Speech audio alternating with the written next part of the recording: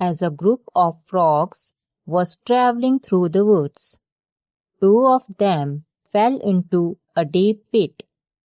When the other frogs crowded around the pit and saw how deep it was, they told the two frogs that there was no hope left for them.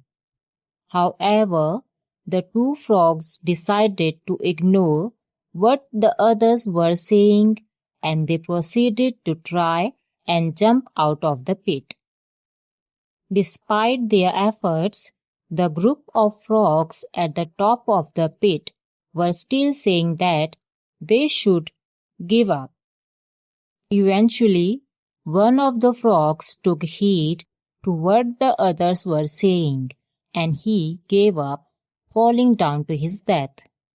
The other frog continued to jump as hard as he could.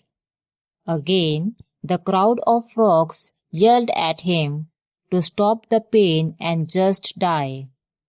He jumped even harder and finally made it out. When he got out, the other frogs said, "Did you not hear us?"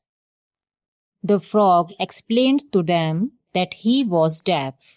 He thought they were encouraging him the entire time. Thanks for listening. For more short and interesting story, like, share, subscribe to the channel.